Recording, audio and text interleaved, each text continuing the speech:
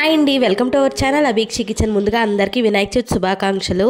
ఈరోజు మా స్పెషల్స్ చూపిస్తాను, వచ్చేయండి. ముందుగా కొంచెం మినపప్పుని నానబెట్టుకున్నాను అనమాట.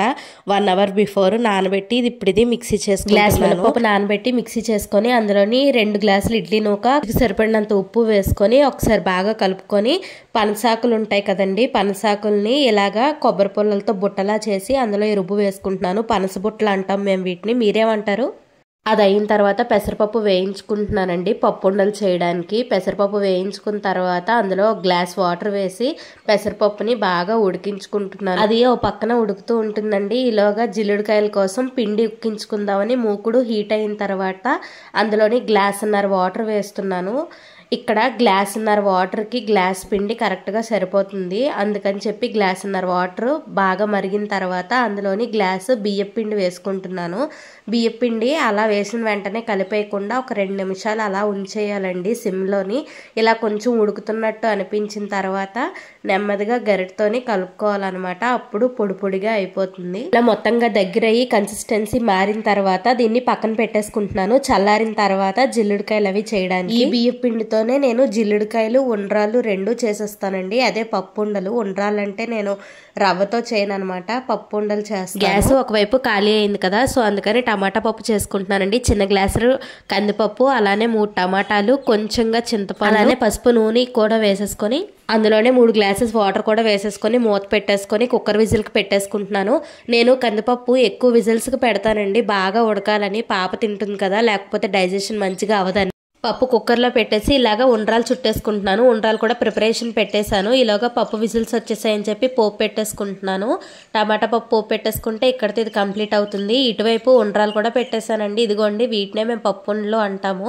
మీరేమంటారో కామెంట్ చేయండి. చాలా సింపుల్ అండి. కొంచెం నెయ్యి వేసి మనం ఉడికించుకున్న పెసరపప్పు అలానే బెల్లం కూడా వేసేసి 2 కరిగిన తర్వాత చుట్టు పెట్టుకున్న బియ్యపిండి ఉండ్రాలు ఇందులో వేసేయాలి. నచ్చిన వాళ్ళు ఇందులోని యాలకపండు కూడా వేసుకుంటారు, నేను వేయట్లేదు. పప్పు ఉండలు కంప్లీట్ అయిపోయిన తర్వాత అదే ప్యాన్ కొంచెం నెయ్యి వేసుకొని కొబ్బరి తురుమును కూడా బాగా వేయించుకుంటున్నాను. జిల్లుడికాయల్లోకి స్టఫ్ ప్రిపేర్ చేసుకుంటున్నాను అనమాట. ఇక్కడ గ్లాసున్నర కొబ్బరి తురుముకి గ్లాస్ పంచదార వేసి బాగా కలుపుకుంటున్నాను. ఇప్పుడు చేతికి నెయ్యి రాసుకొని కొంచెం బియ్యపిండి తీసుకొని చేతిలో ఇలాగా చపాతీ లాగా స్ప్రెడ్ చేసుకొని అందులో కొబ్బరి స్టఫ్ పెట్టేసి జిల్లుడికాయని ఫోల్డ్ చేసి ఇంకా మనకి నచ్చితే మూకుల్లో వాటర్ వేసుకొని ఆవిరి కుడుముని ఎలాగైతే ఆవిరి పట్టిస్తామో ఈ జిల్లుడికాయలు ఆవిరి పట్టిస్తే ఇంకా అక్కడితో కంప్లీట్ అయిపోయినట్టేనండి జిల్లుడికాయలు. సో ఆ 2 కంప్లీట్ అయిపోయి ఇప్పుడు కర్రీలో నేను అరటికాయ పకోడీ చేస్తున్నాను. ఈ అరటికాయ పకోడీ రెసిపీ చాలా బాగుంటుంది. ఈ రెసిపీ చాలా సింపుల్, అలానే నాకు ఫేవరెట్ కూడా. ఏమీ లేదండి, ముందుగా అరటికాయలను కట్ చేసేసుకొని అందులోనే ఉప్పు, పసుపు, కారం, అలానే ధనియాల పొడి, జీలకర్ర పొడి, బియ్యం పిండి కొంచెం, అలానే శనగపిండి వేస్తే కొంచెంగా కార్న్ఫ్లోర్, అలానే కొత్తిమీర, కరివేపాకు వేసుకొని బాగా కలిపి సరిపడా ఆయిల్ పెట్టుకొని ఈ అరటికాయ ముక్కలు అందులో వేసేయడమే. నేను డీప్ ఫ్రై చేసే ఐటమ్స్ లో బాగా చెప్పేది ఏంటి అంటే లో ఫ్లేమ్ లో పెట్టకండి, ఆయిల్ పీల్ చేస్తాయి. హై ఫ్లేమ్ లో పెట్టకండి, రంగు వస్తే గానీ లోపల ఉడకో. సో మీడియం ఫ్లేమ్ లోనే ఫ్రై చేసుకోండి. మీకు ఇంకా ఈ కర్రీ రెసిపీ డీటెయిల్ గా కావాలి అనుకుంటే నేను లాంగ్ వీడియో చేశాను, షార్ట్ వీడియో చేశాను. ఆ 2 మన ఛానల్లో ఉన్నాయి. నేను డిస్క్రిప్షన్లో లింక్ ఇస్తాను, ఖచ్చితంగా చూడండి.